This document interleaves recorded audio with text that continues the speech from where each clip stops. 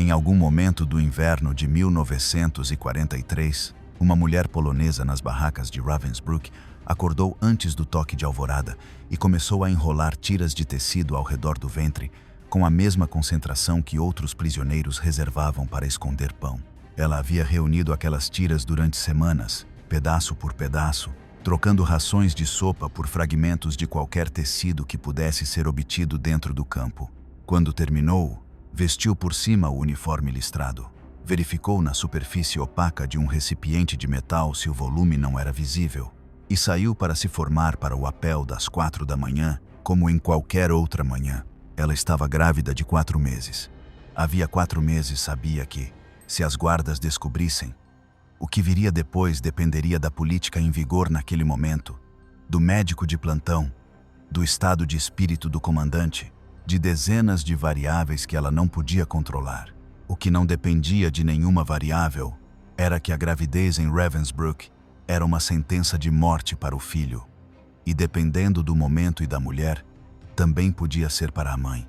Esse fato, que uma gravidez dentro do único grande campo de concentração construído especificamente para mulheres fosse uma condenação, não era uma consequência imprevista do sistema. Era o resultado de uma política deliberada que as SS haviam formulado desde os primeiros meses de funcionamento do campo e que modificaram várias vezes ao longo de 6 anos, sempre dentro da mesma lógica fundamental. Um bebê em Ravensbrück não era uma vida que o campo estivesse disposto a sustentar. Ravensbrück foi aberto em maio de 1939 com prisioneiras alemãs. As primeiras mulheres que chegaram ao campo eram classificadas sob diferentes categorias que o regime nazista usava para justificar o internamento: presas políticas, testemunhas de Jeová que se recusavam a renunciar à sua fé, mulheres consideradas associais segundo as leis raciais. Desde o primeiro ano, entre essas categorias, havia mulheres em idade fértil. E desde o primeiro ano, o campo enfrentou o problema do que fazer com uma gravidez dentro de seus muros. A resposta inicial do sistema foi a mais direta disponível: o aborto forçado. As mulheres que chegavam ao campo com uma gravidez detectada ou que engravidavam dentro do campo eram submetidas a um aborto sem que seu consentimento fosse sequer consultado. O procedimento era realizado pelo médico das SS designado para o campo, nas instalações médicas do recinto, com os meios disponíveis e com o nível de anestesia que o médico considerasse apropriado, que em muitos casos era mínimo ou inexistente. A ausência de consentimento não era apenas uma circunstância do procedimento, era o ponto central. O regime nazista tinha posições complexas e às vezes contraditórias sobre a reprodução feminina. Promovia ativamente a natalidade entre as mulheres alemãs consideradas racialmente valiosas e a suprimia entre aquelas consideradas racialmente indesejáveis. As mulheres em Ravensbrück, independentemente de sua origem, caíam na categoria daquelas que o Estado havia decidido que não deveriam se reproduzir.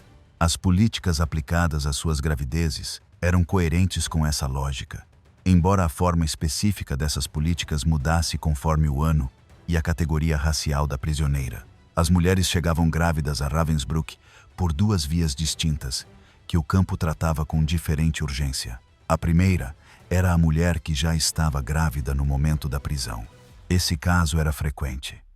As batidas da Gestapo não distinguiam o estado físico de seus alvos, e uma mulher presa como resistente, como judia, como suspeita de qualquer atividade perseguida pelo regime, era transportada ao campo, independentemente de estar grávida ou não.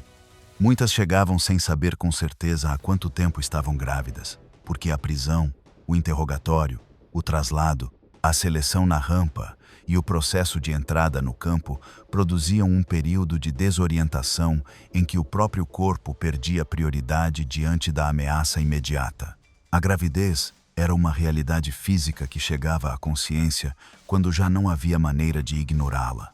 A segunda era a mulher que engravidava dentro do campo. Essa via tinha fontes diferentes.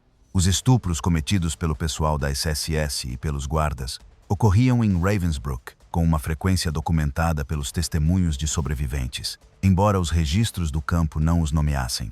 As SS não tinham uma proibição formal de manter relações sexuais com as prisioneiras do campo nos primeiros anos de sua existência, e embora mais tarde existissem ordens que o proibiam formalmente, a aplicação dessa proibição dependia do contexto e da vontade das cadeias de comando locais. O resultado era que mulheres que haviam chegado ao campo sem nenhuma relação com qualquer homem dentro do sistema podiam engravidar pela ação direta de seus captores.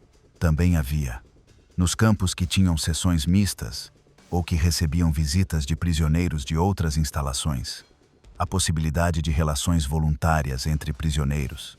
Ravensbrück era um campo exclusivamente feminino em sua população geral, mas suas instalações de trabalho incluíam contatos com trabalhadores masculinos dos campos adjacentes e, em alguns casos, esses contatos produziam vínculos que podiam derivar em gravidezes.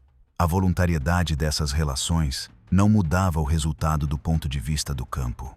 O processo de detecção era o primeiro perigo que uma mulher grávida enfrentava dentro do campo. As inspeções médicas periódicas que as SS realizavam em Ravensbrück tinham entre suas funções a identificação de gravidezes. Os médicos do campo, oficiais das SS com credenciais médicas, examinavam as prisioneiras em condições que não se pareciam em nada com as de um exame médico comum. Nuas, em filas, com o tempo marcado pela necessidade de processar grupos de várias dezenas no menor tempo possível, uma gravidez avançada era visível nesse tipo de exame. Uma recente era mais difícil de detectar, mas os médicos tinham instrução para procurá-la. As guardas femininas, as Aufseherinnen, constituíam uma segunda linha de vigilância. As guardas conviviam com as prisioneiras durante seus turnos nas barracas e nos espaços de trabalho, e uma guarda com atenção específica sobre o estado físico das mulheres sob sua responsabilidade podia detectar mudanças que os exames periódicos tivessem deixado passar. O aumento da cintura, a mudança na postura, a náusea matinal que causava ausências nas formações de madrugada, a alteração na maneira de se mover de uma prisioneira que tentava não mostrar o crescimento do ventre. Todos eram indicadores que uma guarda atenta podia registrar. A terceira fonte de detecção era a delação. O campo produzia condições nas quais a informação sobre o estado de uma companheira de barraca podia se converter em moeda de troca. Uma prisioneira que denunciasse outra podia obter em troca uma porção adicional de comida, uma designação de trabalho melhor, a proteção de uma guarda. Nem todas as prisioneiras delatavam, e muitas construíam redes de proteção ativa ao redor das companheiras grávidas. Mas o sistema existia. E as mulheres que tentavam esconder uma gravidez sabiam que a ameaça da denúncia vinha não só das guardas, mas potencialmente de qualquer pessoa dentro da barraca. As estratégias de ocultamento que as mulheres desenvolveram em Ravensbrück eram o resultado de uma urgência que aguçava a criatividade. A mais comum era a bandagem do ventre com tiras de tecido que comprimiam a gravidez e reduziam sua visibilidade externa. A bandagem exigia materiais que dentro do campo tinham um valor considerável. Qualquer tecido que não fosse o uniforme designado era um bem escasso que precisava ser obtido por meio de troca ou roubo. As prisioneiras que tinham acesso às oficinas de costura, onde se trabalhava com tecido durante as jornadas de trabalho, podiam ocasionalmente conseguir retalhos que usavam para esse fim. A bandagem funcionava até certo ponto e durante certo tempo. Uma gravidez de 4 meses podia ser contida com bandagem suficiente. Uma de 7 meses era mais difícil de ocultar, e as tiras que a comprimiam produziam uma dor adicional àquela já gerada pelo trabalho físico obrigatório, pelo frio e pela desnutrição. As mulheres que chegavam a estágios avançados de uma gravidez escondida haviam aceitado essa dor como o custo de adiar a detecção pelo maior tempo possível. O apoio das companheiras de barraca era o outro elemento central do ocultamento. Em Ravensbrück, as redes de solidariedade entre prisioneiras da mesma origem nacional ou do mesmo grupo político eram estruturas reais com funções específicas. Entre as polonesas, que constituíram o grupo mais numeroso do campo durante vários anos, existiam sistemas de alerta e proteção que funcionavam através dos blocos. Uma mulher que suspeitasse que as guardas fariam uma inspeção nas barracas podia transmitir a informação pela rede para que a prisioneira grávida se posicionasse no lugar do bloco menos acessível à inspeção direta ou para que outras prisioneiras se agrupassem ao seu redor, de modo que a bandagem não fosse visível. As Blockeltester, as chefes de bloco designadas entre as próprias prisioneiras, desempenhavam um papel decisivo. Uma Blockeltest que decidisse proteger uma grávida tinha os meios para fazê-lo. Controlava os movimentos dentro do bloco, gerenciava os relatórios que chegavam às guardas, podia manipular a posição de uma prisioneira durante as inspeções. Uma Blockeltest que decidisse denunciar tinha os mesmos meios para o efeito oposto. As decisões dessas mulheres podiam determinar se uma grávida e seu filho sobreviveriam às semanas seguintes. Quando a gravidez era detectada, o que acontecia em seguida dependia de vários fatores que o campo aplicava de maneira inconsistente ao longo de sua existência, mas que podem ser articulados em termos gerais para cada período. Havia também uma quarta fonte de detecção: as revisões médicas de entrada. As mulheres eram examinadas fisicamente ao chegar para serem classificadas segundo sua capacidade de trabalho, e esse exame incluía uma revisão do abdômen que permitia detectar uma gravidez a partir das 12 semanas. As mulheres que chegavam com mais de 3 meses de gestação tinham pouquíssimas probabilidades de superar esse filtro sem que a gravidez fosse registrada. Nos primeiros anos do campo, entre 1939 e 1942, a política era o aborto forçado independentemente da semana de gestação. As mulheres nas quais se detectava uma gravidez eram conduzidas à enfermaria do campo, Revier na linguagem das SS, onde o médico de plantão realizava o procedimento.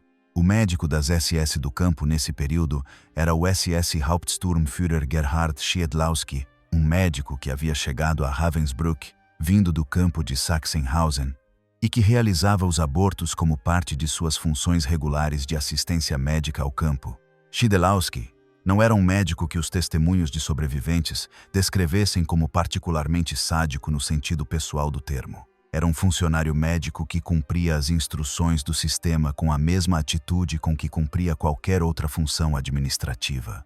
Os abortos que realizava faziam parte de sua agenda de trabalho, anotados em registros junto com os outros procedimentos médicos que o campo lhe designava. Essa atitude, a da tarefa médica ordinária aplicada à supressão forçada da gravidez, era em si mesma uma forma de violência que os testemunhos das mulheres que passaram por suas mãos descreveram como algo cuja normalidade administrativa era tão perturbadora quanto o procedimento em si. Em 1942 e 1943, a política do campo sobre as gravidezes começou a mostrar variações que refletiam as mudanças mais amplas na ideologia racial do regime.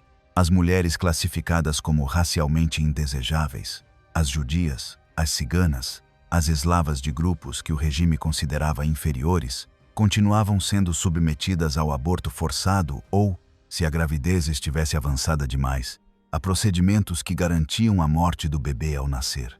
As mulheres de grupos que o regime considerava racialmente neutros ou superiores, particularmente as prisioneiras políticas da Europa Ocidental, podiam, em alguns casos, receber um tratamento diferente. O bebê podia nascer, mas as condições que o campo lhe oferecia garantiam que ele não sobreviveria por muito tempo. Essa distinção racial no tratamento das gravidezes era coerente com a lógica ideológica do regime, mas sua aplicação era irregular porque dependia das decisões do pessoal do campo em cada momento, e porque as categorias raciais do sistema nazista eram mais fluidas na prática do que na teoria.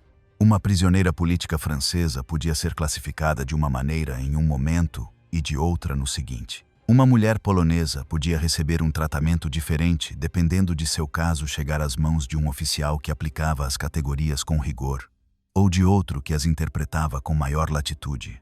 Uma camada adicional dessa irregularidade era a que o sistema aplicava segundo a paternidade atribuída ao bebê. Um bebê concebido como resultado do estupro de uma prisioneira por um membro alemão das SS encontrava-se em uma situação diferente, ao menos em teoria, daquela do bebê de uma prisioneira judia ou de uma mulher eslava considerada racialmente inferior. O primeiro podia, em algumas circunstâncias, ser objeto de um processo de germanização que o separava da mãe e o incorporava a uma família alemã ou a uma instituição do Estado. O segundo não tinha essa opção disponível dentro da lógica do sistema. A organização Lebensborn, estabelecida em 1935 para promover a natalidade racialmente valorizada, tinha nos territórios ocupados programas de germanização que absorviam crianças separadas de suas mães. Sua existência significava que o bebê de uma prisioneira em Ravensbrück podia ter destinos radicalmente distintos, segundo variáveis que a mãe não controlava. A incerteza sobre o destino do próprio filho era outra forma de tortura que o campo acrescentava a todas as demais. A irregularidade não produzia misericórdia, produzia incerteza, que era em si mesma uma forma de tortura. Não saber que política seria aplicada à própria gravidez, não poder antecipar o que ocorreria quando o momento chegasse, era uma fonte de terror constante que se somava a todas as outras condições do campo. O Dr. Percival Treaty chegou a Ravensbrück em 1943 como médico das SS e tornou-se a figura central do sistema médico do campo durante seus últimos anos de funcionamento. Treaty era alemão, havia estudado medicina na Universidade de Berlim e chegou ao campo com credenciais acadêmicas e com a reputação, dentro do sistema das SS, de ser um médico competente. Sua competência técnica não era posta em dúvida por ninguém que trabalhasse com ele. O que estava em questão nos julgamentos que se seguiram à guerra era como essa competência havia sido aplicada. Treaty realizou abortos forçados em Ravensbrück durante os anos em que esteve no campo. Também participou das seleções periódicas que determinavam quais prisioneiras seriam transferidas para o Jugendlager de Uckermark, o campo adjacente, onde as mais fracas eram enviadas para morrer de fome, e realizou experimentos médicos em prisioneiras, incluindo esterilizações que faziam parte do programa mais amplo de controle da reprodução que o regime aplicava nos campos. O que torna o caso de Treaty relevante é que os testemunhos o descrevem com uma ambiguidade que não aparece nos relatos sobre outros médicos do sistema. Algumas prisioneiras testemunharam que ele havia agido com crueldade deliberada. Outras testemunharam que, em certas ocasiões, havia mostrado algo parecido com preocupação pelo bem-estar físico das prisioneiras. Havia administrado anestesia quando poderia não tê-lo feito. Havia explicado procedimentos quando não tinha obrigação. Essa ambiguidade não absolvia nada do que ele fez, mas complica a imagem do médico do campo como figura plana de crueldade pura. Um médico capaz de consideração individual dentro de um sistema de violência estrutural, sem que a primeira mudasse nada do segundo. Treaty foi julgado pelo Tribunal Militar Britânico, que processou os crimes de Ravensbrück em Hamburgo, em 1947. Foi condenado à morte. Suicidou-se na prisão antes que a sentença pudesse ser executada. As médicas prisioneiras que trabalhavam na enfermaria do campo, sob as ordens dos médicos das SS, encontravam-se em uma posição que os testemunhos posteriores descrevem como um dos dilemas morais mais devastadores do sistema. Eram médicas com formação real, mulheres que haviam estudado medicina em universidades de seus países de origem, que haviam chegado ao campo como prisioneiras e que depois tinham sido designadas ao Revier porque sua profissão era conhecida. O dilema que enfrentavam era este. Os abortos e os procedimentos que terminavam com a vida dos recém-nascidos tinham que ser realizados por alguém. Se fossem realizados pelo médico das SS, que em alguns casos tinha menos formação que elas e agia com menos cuidado técnico, a morte da mãe era mais provável além da do filho. Se os realizassem elas mesmas, com a formação que possuíam, as probabilidades de que a mãe sobrevivesse ao procedimento eram maiores. Mas realizá-los equivalia a participar ativamente daquilo que o campo ordenava. A doutora Zdenka Nedvedova era uma médica tcheca que foi detida como membro da resistência e deportada para Ravensbrück em 1942. Trabalhou na enfermaria do campo durante vários anos. Em seu testemunho do pós-guerra, Nedvedova descreveu a decisão que tomou de realizar abortos nas prisioneiras grávidas quando a alternativa era que fossem realizados pelo médico das SS sem os cuidados que poderiam salvar a mãe. Descreveu essa decisão não como uma escolha entre o bem e o mal, mas como uma escolha entre diferentes formas de dano em um sistema que não deixava nenhuma opção sem dano. Outras médicas prisioneiras tomaram decisões diferentes. A doutora Adelaida Hautval, uma médica francesa, que havia sido presa em 1942 por protestar contra o tratamento dado aos judeus e que acabou em Ravensbrück e depois em Auschwitz, recusou-se a participar de experimentos médicos e de procedimentos que considerava crimes. Sua recusa lhe custou uma transferência e ameaças constantes, mas ela sobreviveu. Hautval testemunhou nos julgamentos de Nuremberg e no processo de Eichmann, em Jerusalém. Foi declarada justa entre as nações pelo Estado de Israel em 1965. Havia uma terceira categoria de prisioneiras que participavam do sistema médico do campo sem serem médicas diplomadas. As prisioneiras que haviam trabalhado como enfermeiras antes da prisão, ou que simplesmente tinham conhecimento prático de partos e cuidados com recém-nascidos por terem atuado como parteiras em suas comunidades de origem.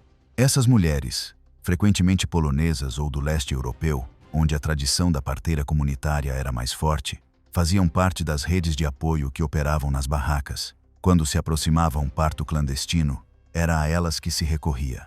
Uma parteira prisioneira nas barracas de Ravensbrück trabalhava sem instrumentos, sem medicamentos, sem luz adequada, sem a possibilidade de pedir ajuda se algo desse errado. Trabalhava em silêncio porque o som podia alertar as guardas. Trabalhava com a consciência de que o bebê que estava ajudando a nascer talvez não sobrevivesse às horas seguintes, e de que, se sobrevivesse e fosse descoberto, as consequências alcançariam todos os que haviam participado. Essas mulheres não aparecem em nenhum registro porque o que faziam era ilegal dentro do campo, e porque a clandestinidade de sua atividade era a condição de sua existência. Aparecem nos testemunhos das mães que ajudaram, nomeadas ou não, como a mulher que esteve ali, como aquela que sabia o que precisava ser feito. A diferença entre Nedvedova e Hautval não era uma diferença de caráter ou de valores. Era uma diferença nos cálculos que cada uma fez sobre onde estava o menor dano possível dentro de um sistema que só oferecia opções danosas.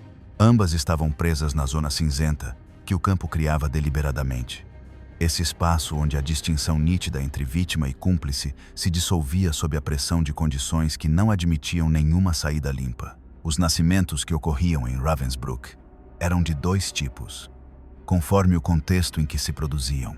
O primeiro era um nascimento supervisionado, aquele que chegava ao conhecimento das SS antes de ocorrer e que se desenvolvia na enfermaria do campo sob a presença do pessoal médico. O segundo era o nascimento clandestino, aquele que a mãe e suas companheiras haviam conseguido manter em segredo até o último momento e que acontecia na escuridão da barraca durante a noite. O nascimento supervisionado tinha resultados que dependiam da política em vigor naquele momento.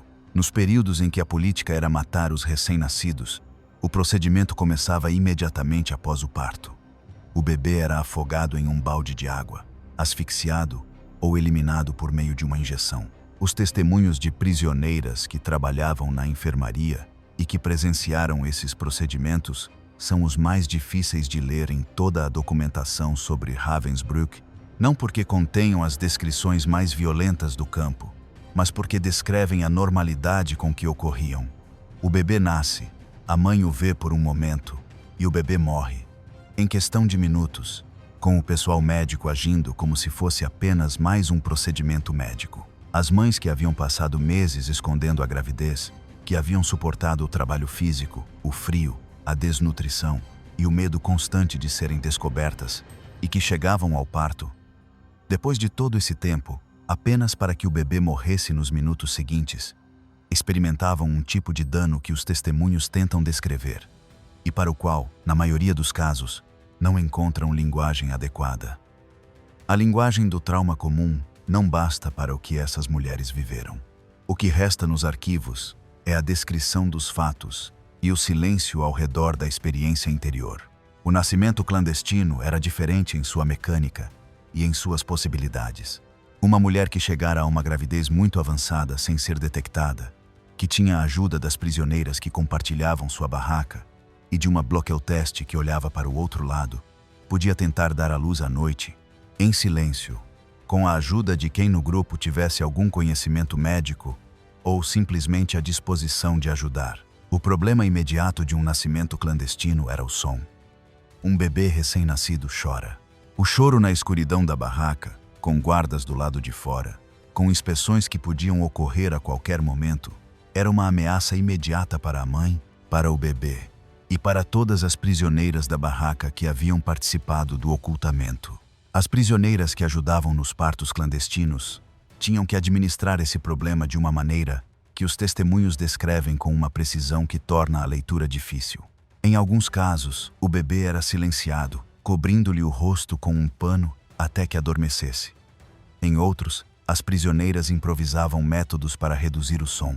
Nos casos em que o bebê era forte demais, persistente demais em seu choro, houve mães que tomaram decisões que nenhum marco moral comum pode julgar de fora. Afogar o bebê para salvar as companheiras que haviam arriscado a vida ajudando a trazê-lo ao mundo. Os testemunhos das mulheres que tomaram essa decisão ou que a presenciaram são os que mostram mais claramente até onde o campo podia levar uma pessoa em termos do que o sistema exigia que ela fizesse para sobreviver. Houve bebês que sobreviveram ao nascimento em Ravensbrück. Sua existência dentro do campo era sempre precária e sempre dependente da rede de prisioneiras que os mantinham escondidos. Um bebê nas barracas de Ravensbrück não tinha ração designada, não tinha cama, não tinha roupa específica, não tinha nenhum reconhecimento formal dentro do sistema. Dependia inteiramente do que sua mãe e as mulheres ao redor dela pudessem lhe dar de suas próprias rações, que já eram insuficientes para elas mesmas. A desnutrição produzia nesses bebês consequências visíveis em semanas. Os bebês que não recebiam leite materno suficiente ou que recebiam leite de uma mãe desnutrida não se desenvolviam normalmente. Os testemunhos de enfermeiras prisioneiras que tentavam cuidar desses bebês nas condições do campo descrevem os sinais da deficiência nutricional progressiva com uma precisão clínica que torna a leitura insuportável de outra maneira.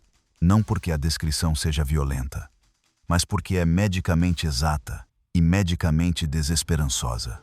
Os bebês que sobreviviam aos primeiros meses nas barracas tinham uma visibilidade que eventualmente chegava ao conhecimento das SS, fosse por inspeção direta, fosse por denúncia. Quando isso acontecia, a resposta dependia novamente do período e da categoria racial da mãe.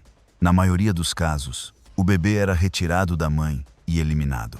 Em alguns casos documentados, os bebês foram enviados a instituições alemãs de adoção forçada ou a programas de germanização, se sua aparência física coincidisse com os critérios raciais que o regime buscava. Esses bebês, separados de suas mães nos primeiros meses de vida, cresceram em famílias alemãs sem conhecer sua origem. Alguns deles, décadas depois da guerra, começaram o processo de recuperar essa história. Há casos documentados de bebês que sobreviveram meses em Ravensbrück, graças a redes de proteção sustentadas por dezenas de prisioneiras. Um dos mais citados na historiografia do campo é o de um bebê nascido nas barracas das mulheres polonesas em 1943, que viveu dentro do campo durante várias semanas antes de ser descoberto.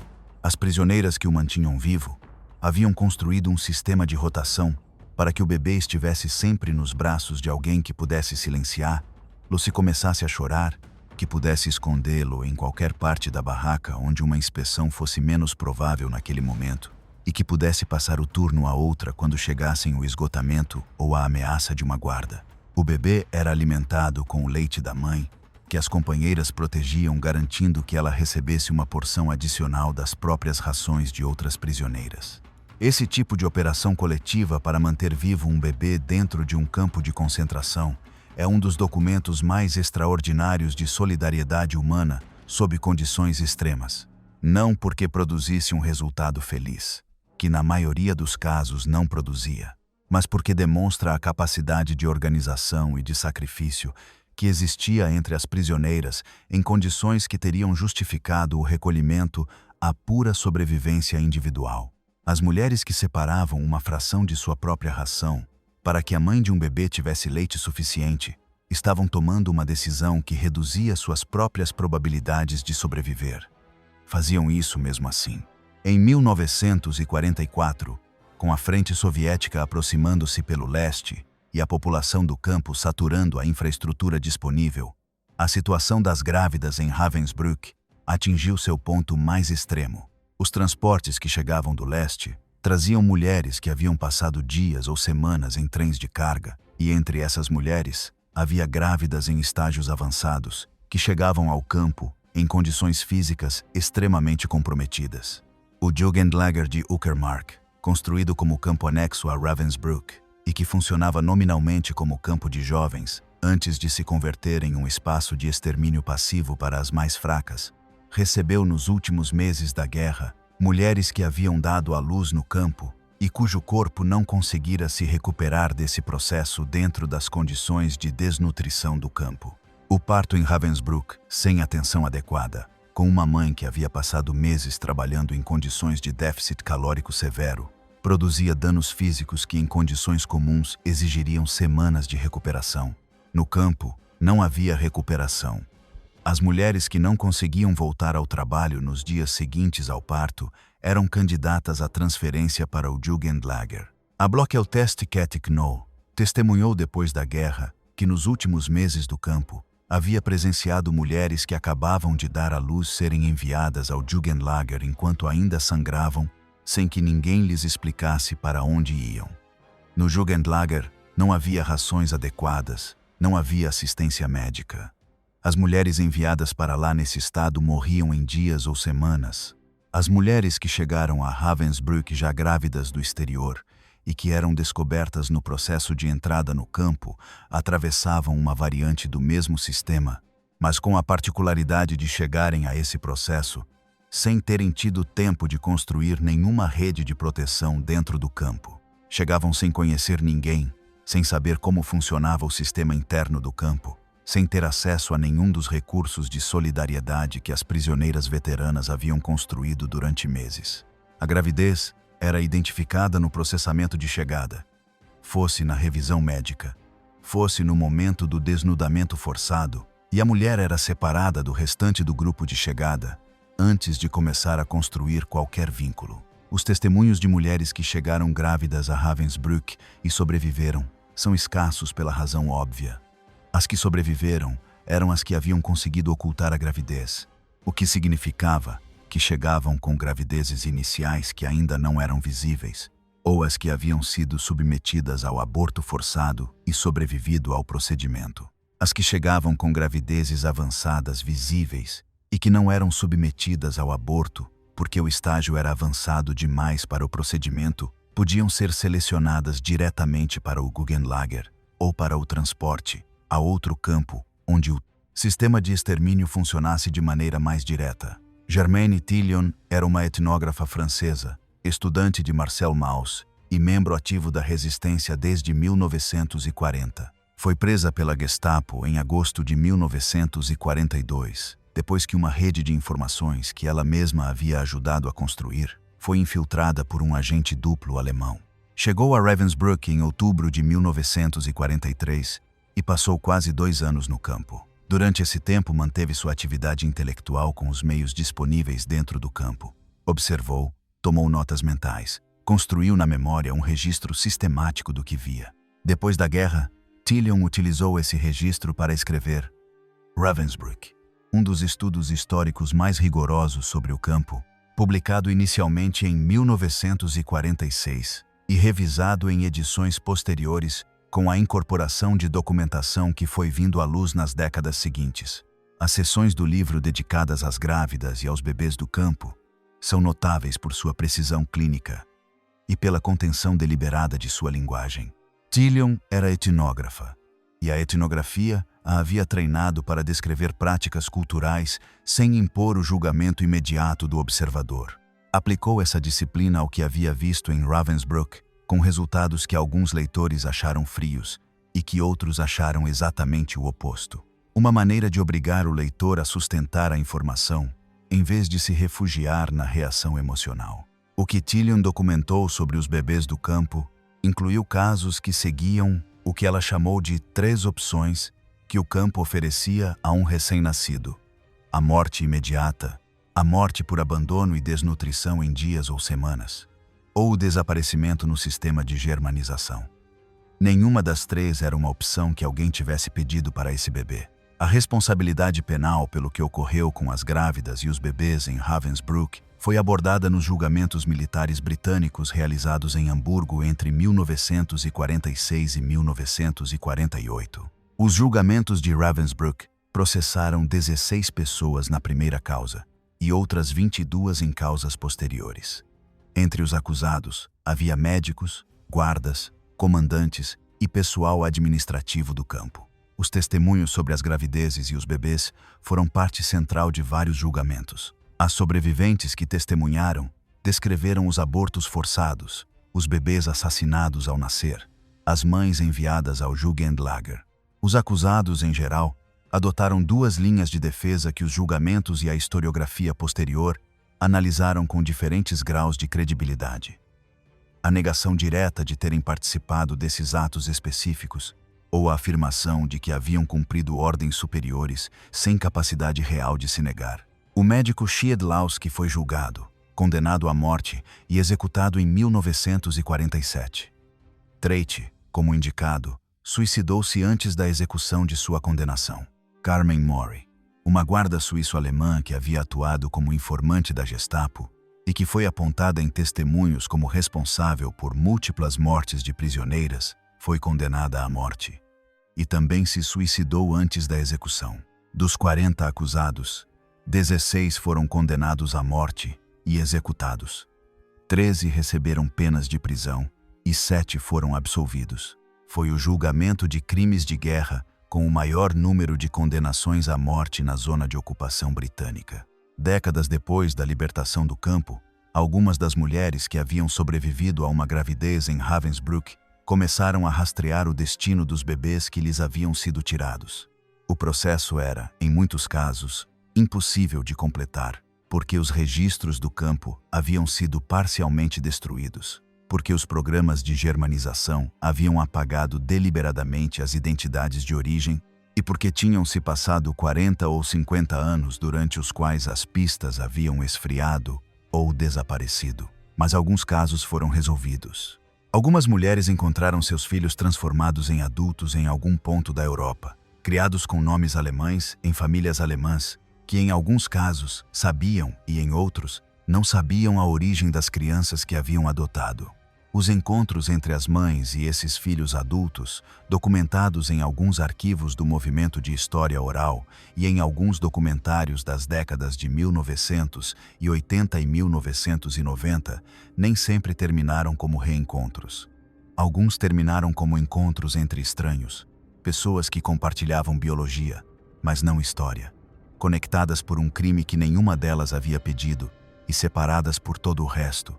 A Organização Internacional, que nas décadas posteriores trabalhou com mais sistematicidade na recuperação dessas histórias, foi o Arolsen Archives, o centro de documentação sobre as vítimas do nacionalsocialismo com sede em Bad Arolsen, na Alemanha. Os arquivos de Arolsen contêm registros de mais de 17 milhões de vítimas do sistema nazista e receberam durante décadas solicitações de pessoas que buscavam informações sobre familiares desaparecidos ou sobre suas próprias origens.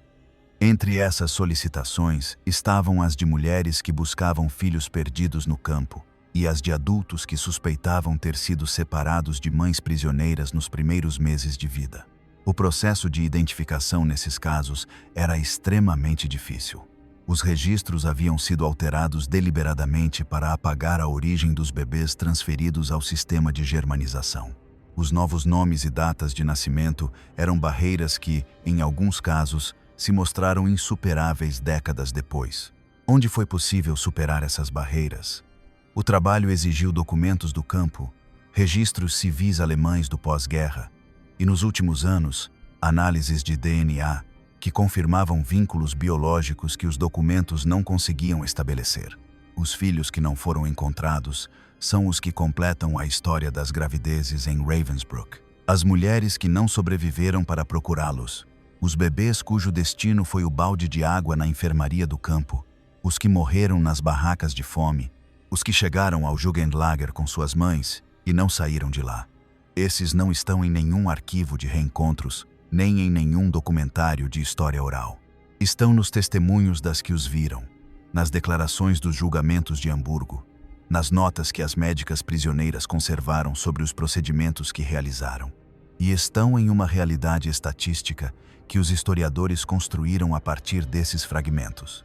Estima-se que, entre 1939 e 1945, em Ravensbrück, várias centenas de bebês nasceram ou teriam nascido se as gravidezes não tivessem sido interrompidas de maneira forçada. O número exato não pode ser estabelecido porque parte dos registros foi destruída, mas a imprecisão do número não obscurece o que ele representa.